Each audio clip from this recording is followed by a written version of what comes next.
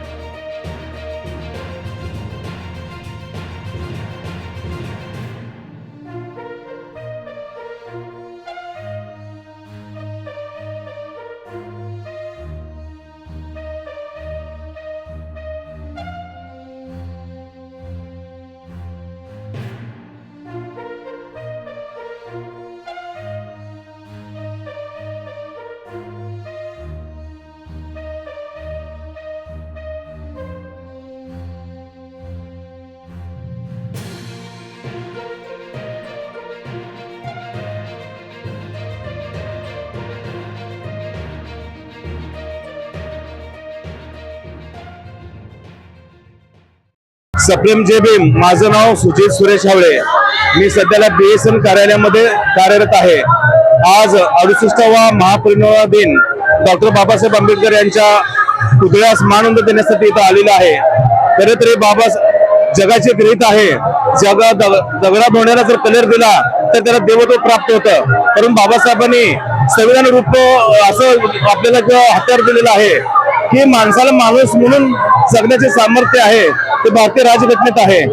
आज महापरिनिर्वाण दिनानिमित्त सगळ्या भारतीयांना हे सांगू इच्छितो की डॉक्टर बाबासाहेब आंबेडकरांनी दिलेलं भारतीय संविधान हे वाचल्याशिवाय आपल्या हक्काची जाणीव होणार नाही. आणि ते जाणीव आपल्याला करायची असेल तर भारतीय संविधान आणि बाबासाहेबांच्या विचारावर आपण चाललं पाहिजेच. म्हणून त्या ठिकाणी मी माझ्या भावना व्यक्त करतो आणि थांबतो. जय भीम.